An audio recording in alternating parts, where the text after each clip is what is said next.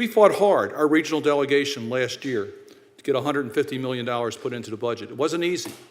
And I want to thank the appropriators for making those funds available. It's critically important.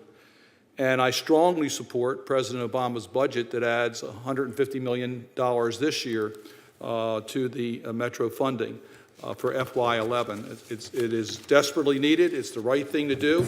This is the nation's rail system. It ranks second worst in the United States as far as traffic congestion in the Washington, D.C. area. This system is critically important to federal facilities. During peak ridership, more than 40% of the riders on Metro are federal employees.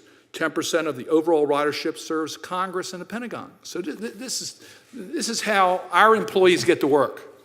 And the federal government has a clear financial interest in the operation of Metro. Likewise, I believe the federal government must play a greater role in ensuring the safety of the Metro system for its riders and employees. And there's been no stronger voice in the United States Congress on this issue than Senator Mikulski, and I thank you very much for speaking out for the fact that, yes, we support the federal government's financial partnership to Metro, but we also believe that the federal government has a responsibility to make sure the system operates safely for the ridership, its patrons, and its employees.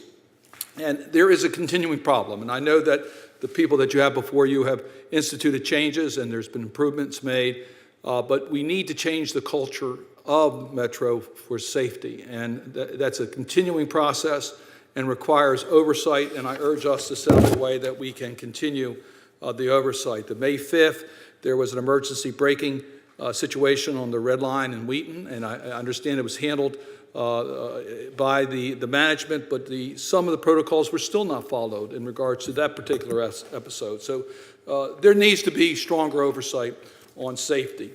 I strongly support the legislation that Senator Mikulski has been involved with that would give the FTA the authority to set up safety standards for our transit system. So they can do it now for our rail, they can do it for the trucks. It seems to me that we should have the authority to set up federal regulatory standards for our transit systems, and I would urge the Congress to take on that particular issue. The Senate recently passed the new Metro Compact, further advancing the final steps of authorizing a 10-year, $1.5 billion authorization for Metro with dedicated funding system. That's critically important. But let me just point out one last point.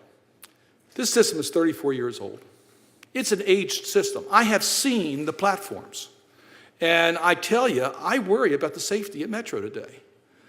It needs maintenance funds. It needs attention. It needs to make sure that its current service areas are done in a safe way for its patrons and employees. I think in the past, Metro has been divided as to whether to pay attention to its current system or seek expansion of its system. And we all believe that we have to expand the service that Metro provides. But first priority needs to be to take care of its current system with its stations and with its cars and with the way that it manages the system for safety. And I would just urge this committee in making the funds available, and I want you to make the funds available. It's critically important the federal government live up to its commitment as a partner, but also to establish a way that we can be more actively involved as a partner with Metro in regards to the safety.